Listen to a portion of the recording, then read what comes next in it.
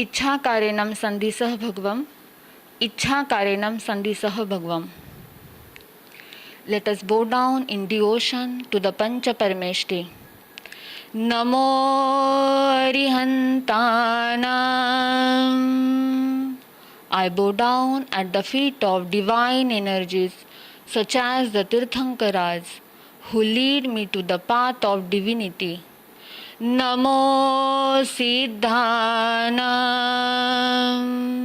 I bow down to all the Siddha Paramatma who have succeeded and led me to the path of success. Namo Ayariyanam. I bow down at the feet of all Acharyas whose conduct is exceptional and guide me in the right conduct. Namo Uttaradhyayanam. I bow down at the feet of all the Upadhyayas who learn and teach everyone the path of the Tirthankar. Namo Loe Sauvasahunam.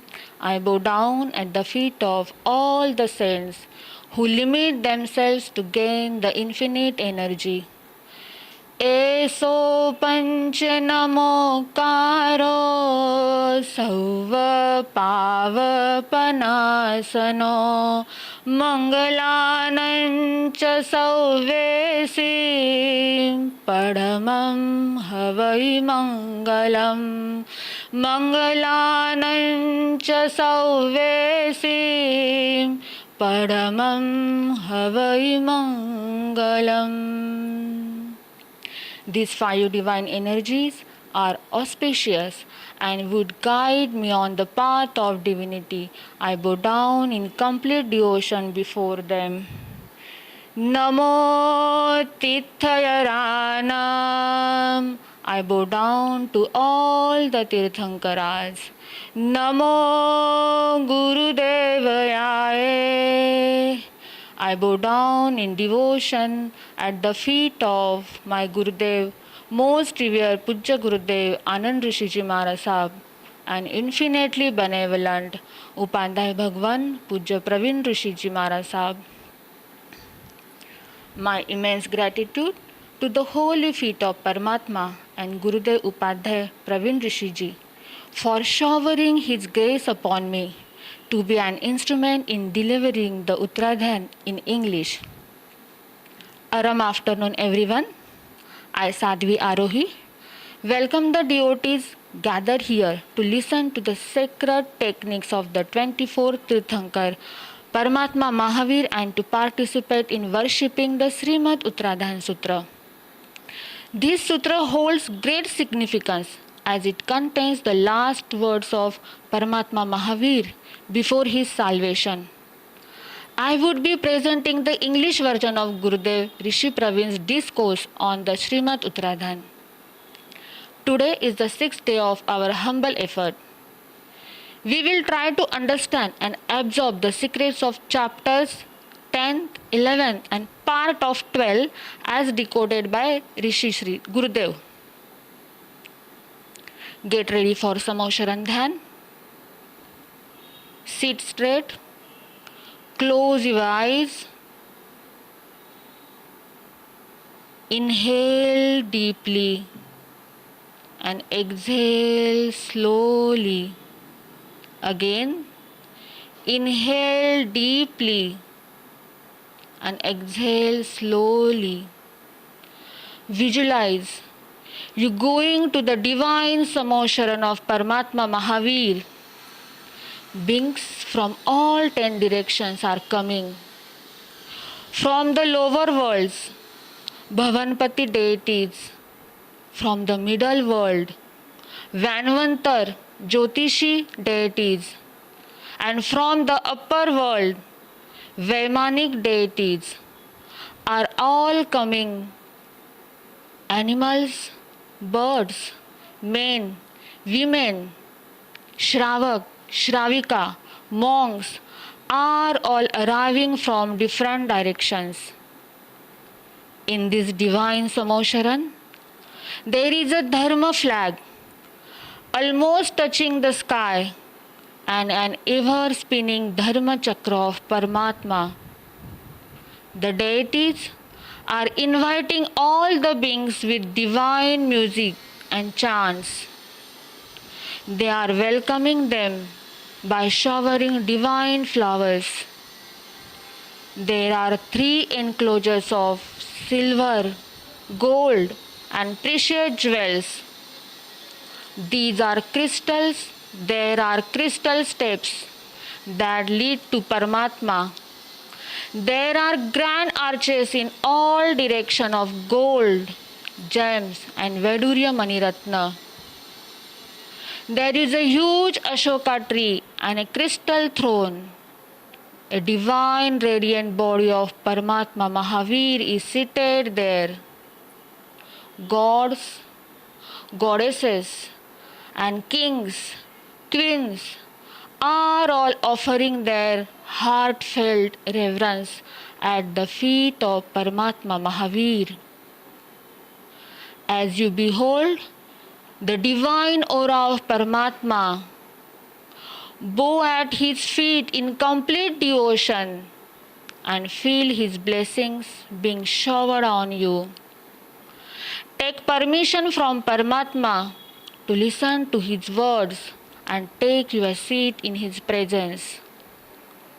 Open your eyes. Vardhamanam Sharanam Pavajami. Vardhamanam Saranam Pavajami.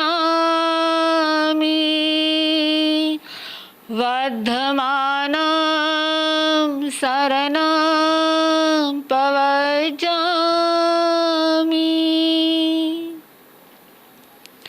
The desire for supreme knowledge, techniques of the highest dharma arises in the minds of every living being. To get answers to these eternal questions from Sudharma Swami, let's present the world's curiosity at the feet of Sudharma Swami. For the rendition of Virstuti, hymn in appreciation of Paramatma, and the Prakrut verses of Uttaradhyayana Sutra, follow the link in the description box. Namo Suyadevayaye.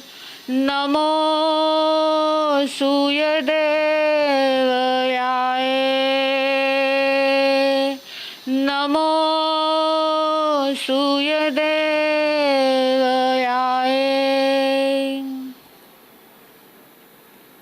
The 10th chapter, titled Dhumapattayam, is on Paramatma's first disciple, Indrabhuti Gautama, and the message Paramatma gives him on not wasting even a moment. Paramatma Mahaveer's eldest disciple, Indrabhuti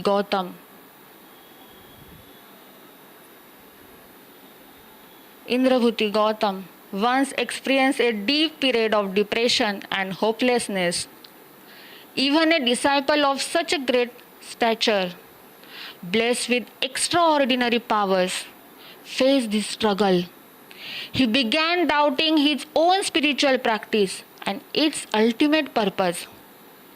The trigger for this phase was when a king named Shal, after listening to Paramatma Mahaveer's sermon, decided to renounce his kingdom and embrace monkhood, passing his throne to his son Mahashal.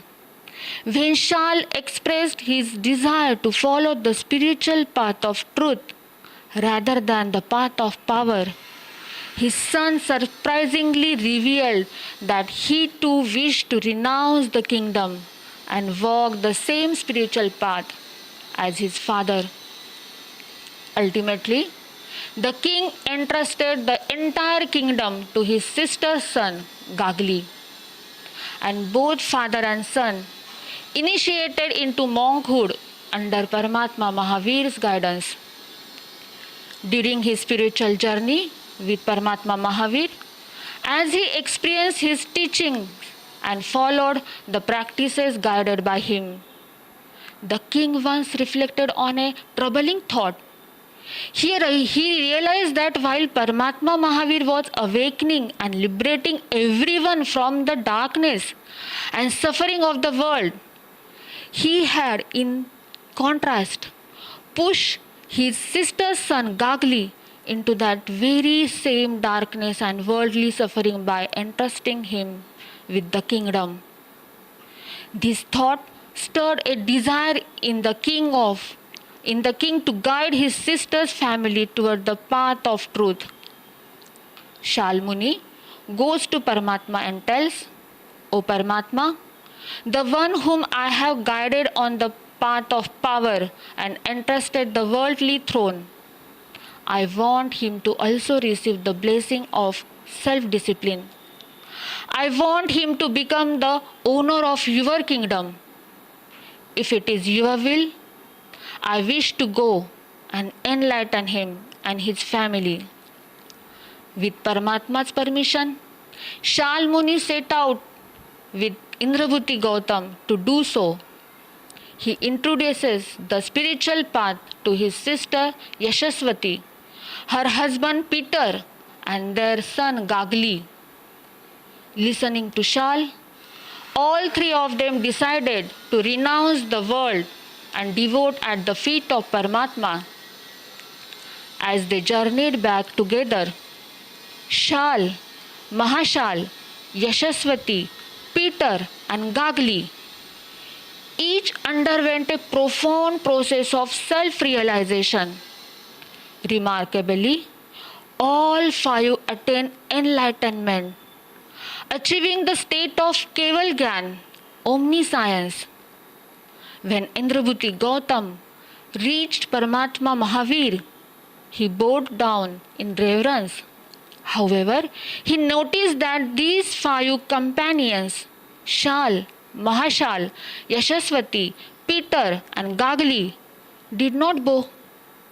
Instead, they took their seats among the enlightened beings.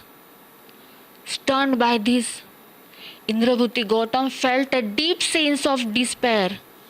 He began questioning why, despite all five attaining enlightenment, he had not yet attained.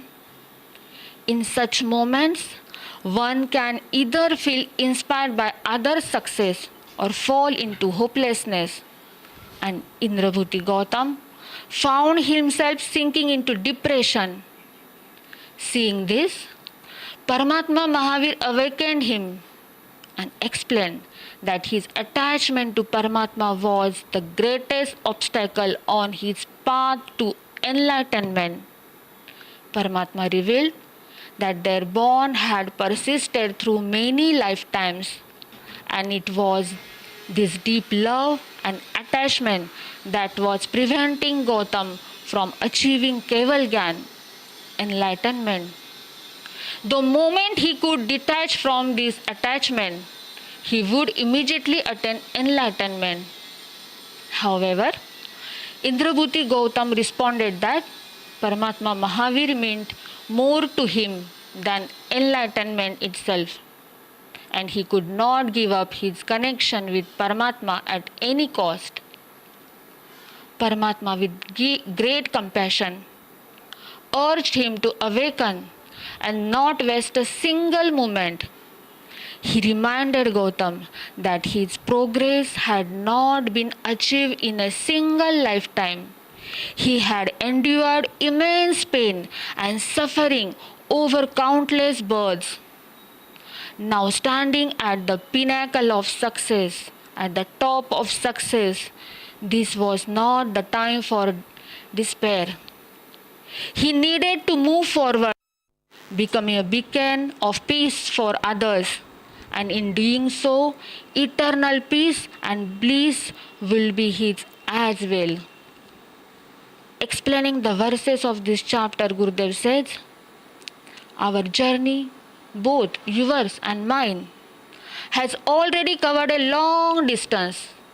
We have traveled through various forms of lives, from earth-bodied beings, air-bodied, water-bodied, to plant life and eventually reached higher forms like one sensed, two sensed, and five sensed beings. It's a long journey. Once a being reaches the five sensed form, they have maximum 7 to 8 births as five sensed beings. Sometimes, due to interruptions, a soul might go to hell or take birth in a lower form of existence. A human being experiencing both good and bad karma comes into his life. But it's not guaranteed that everyone born as a human will have a virtuous and well cultured life. It depends on their past deeds and the environment they are born into. Even those who are fortunate to have a human birth and a good life may lack something. Some don't have hearing, some don't have sight, some may not have legs.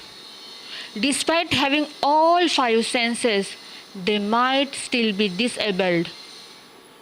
In this world, many people are born as human but don't lead a virtuous life. They live in a misery.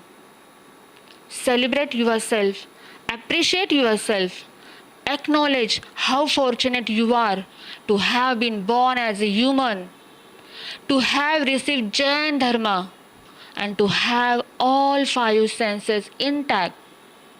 And even after being blessed with the right religion and a virtuous life, not everyone gets the chance to hear the techniques of Jineshwar, the enlightened one. How fortunate are we, who not only have human life but also are blessed to hear the profound words of Paramatma Mahaveer Uttaradhyayana Sutra. Paramatma in this chapter also speaks about the next step. Listening to the techniques is one thing, but having true faith in them is another. We may understand the words, but often we don't fully connect with them on a deeper level. Paramatma says that even after having faith, it takes immense effort to bring that faith into action. True faith is only meaningful when it is expressed through our actions. Until we transform that faith into practice, it remains like a drop of water. If you want that drop to become a pearl, it must be touched by action. It must be brought into practical life. Paramatma reminds us that after faith, you have also embraced the actions. But despite all this, remember that your body is deteriorating every moment. Gurudev asks us to close your eyes for a second and feel your body.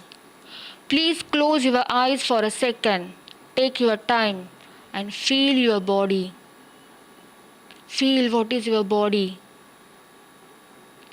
Medical science and physiology tell us that cells inside are dying every moment, and this process of decay is something no one can stop. We all are growing old every day. Understanding all of these changes, don't waste time. These things will continue to happen and you cannot stop them. But wasting time is a form of disrespect, and avoiding that is in your control.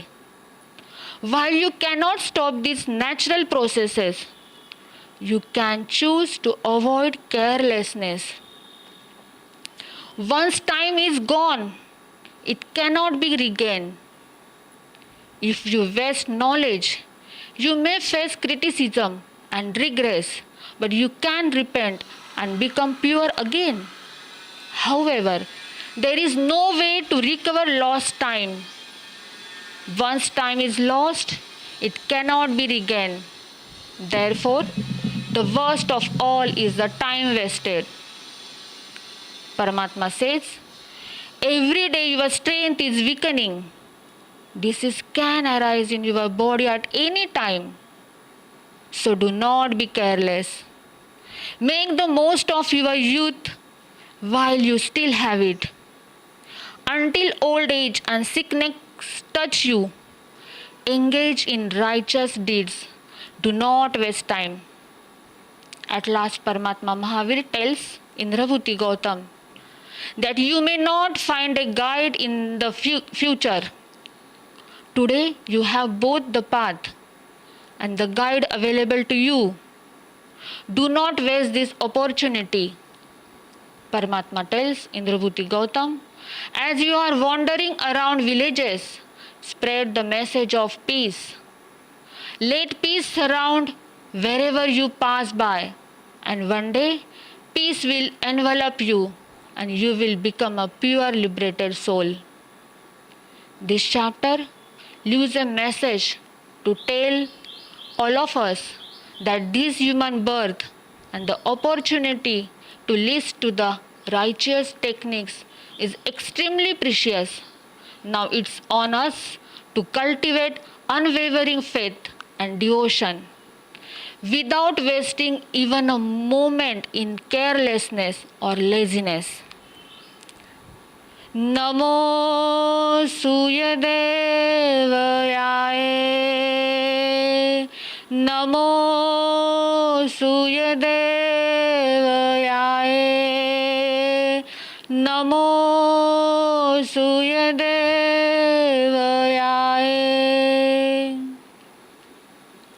Many people struggle to decide whom to worship in their next life. Some worship power, others wealth. However, neither is beneficial. Paramatma Mahaviraj's unique technique emphasizes worshipping the Bahushrut. Chapter 11 titled Bahasuya Puja tells who is Bahushrut. Bahushrut here is not the traditional sense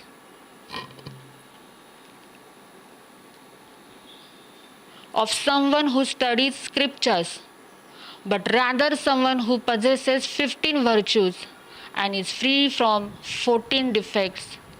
Paramatma says, those who have these qualities are not just humble but deeply respectful and gain the power to absorb true techniques. The first virtue is humility. Listen carefully. This chapter is very useful for all students. So listen very carefully and please imbibe all these virtues for your future. The first virtue is humility, which involves having the attribute of giving respect, honor, and regard to everyone. Gurudev says, start practicing this from today. Make a commitment to respect everyone, to honor everyone. It doesn't mean only respecting elders and not the younger one. Give respect to all, whether they are young or old. Don't be restless or impulsive. Be steady and consistent in your behavior. When someone makes some mistake, correct the mistake, but do not disrespect the person who made it. Do not look down on someone for making a mistake. Do not create a mindset or system that causes anger, enmity, or hatred. Don't let them become a part of you. Even if anger arises, it should pass away easily. Don't disregard the proposal of friendship. Example, Duryodhana got proposal for friendship, but he rejected and insulted them. The result was not only his destruction, but also the destruction of his entire family. Those who disregard proposal for friendship and hold on hatred and enmity become the cause of their own downfall and that of everyone around them. Whatever you receive, never feel proud about it. Whatever I have achieved, it's not just because of my efforts. Remember, our role is as small as salt, while the flour belongs to everyone else. Never think that the flour is mine and the salt comes from others. Our roles are very limited. The greatest credit goes to those who have instilled values, discipline, and guidance in us. Gurudev says, if you receive anything, never take credit for it for yourself. Gurudev says like that, Dev Guru Pasayaye, Dev Guru Pasayaye, और माता पिता का आशीर्वाद. After someone makes a mistake, do not always label them as a wrongdoer. When someone makes a mistake once, we form a negative mindset about them, which can ruin relationships and hinder progress. Never get angry at your close ones, your friends, family with whom you live. Never criticize anyone behind their backs. Never speak ill of any reason, be it an unpleasant friend, even with whom your thinking does not match. Example, Dharmaraj never spoke ill of Duryodhan. Similarly, Ram never spoke badly of Ravan. Where there is a conflict or a debate, don't elongate it. It's better to drop the issue. The art is not in pushing a point, but in knowing how to properly let go of a topic. A wise person should be humble and not be shameless. One who does not have shame will always be surrounded with miseries. Look into your inner world. One who always looks within will gain immense knowledge. Always be under the guidance of Guru, teachers and elders. Gurudev says, never go out of sight of parents. He urges the parents today. Please all parents listen carefully. He urges the parents today to never let their children lock their rooms. Parents should be able to access any time and see their children. Gurudev says, the gaze of parents has the ability to protect them. While studying, one should practice self-control. Do some kind of penance. Students must accept that for proper education, they need to fill their minds, not just satisfy their taste buds. Paramatma says, during the process of gaining knowledge, there should be a level of self-discipline, whether it involves giving up certain pleasures or enduring challenges. Always be hardworking in life. The last virtue Paramatma gives is to speak with love and act with love. Love should not just be expressed in words. One should also engage in loving actions. It is essential to combine both in life. As we end this chapter, let us all work toward achieving great virtues in life. Namo Suyadevayaye. Namo Suyadevayaye. Namo Suyadevayaye.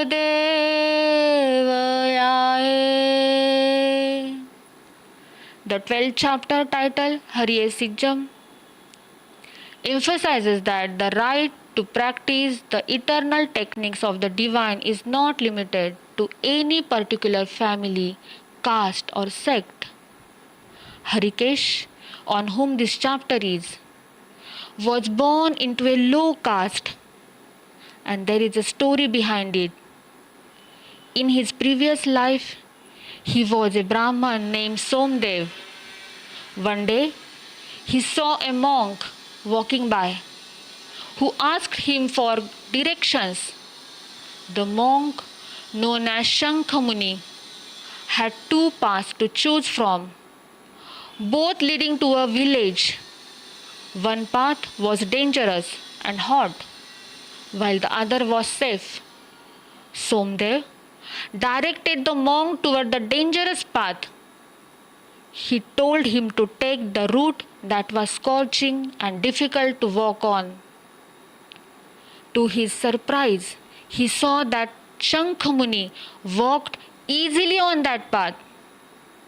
Somdev thought that the monk had achieved a lot. He had made even the fiery paths feel cool. Somdev decided to surrender his life at the feet of the monk.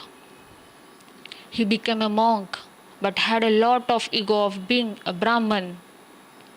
As a result of this ego, he was then born as Harikesh in a poor and low caste family. He was not good looking and his nature was strange. He had frequent fights with friends, and one day, while playing, his friends pushed him out of the game. Feeling sad, he wondered why people didn't like him. He thought, what wrong have I done? Why don't they like me? At that moment, a poisonous snake appeared. People killed the snake and tossed it away. Later, when they saw a harmless snake, they picked it up and took care of it. Harikesh watched this simple event and realized that it wasn't the people's fault. They killed the poisonous snake but protected the harmless one. He thought, maybe I have poison inside me, which is why people treat me this way. So he began to search within himself, asking, why do I have poison inside me? Why I am like this? When did I develop these habits?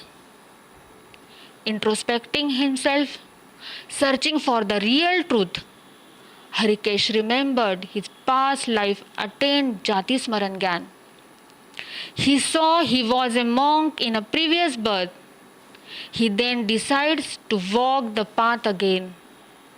We shall understand more about Harikesh penance and mediation practices tomorrow. As we conclude today's techniques, let's carry the message Gurudev Sriji has communicated through these chapters. We have all traveled from being a one-sensed being to five-sensed being, and after infinite birth acquired the precious human birth with the opportunity to listen to righteous techniques. Now let's have complete faith. Your body is deteriorating every day. Let's and not waste even a single moment in laziness. Whenever we go in depression or are upset with life, Gurudev says, chant the verses of this chapter 10 and it will help you overcome every situation and challenge in life. Let us all strive each day to acquire the virtuous qualities that will help us progress the spiritual path and remove our shortcomings. Lastly, I express my deepest gratitude to Tirthankar Paramatma, Gurudev, for showering his blessings upon me. I would like to thank all the listeners here today for patiently listening to the words of Paramatma and Gurudev. With immense gratitude to all, I conclude today's session and look forward to listening to Gurudev's words and presenting them before you tomorrow. Thank you so much and have a Arham day. Mangal Path.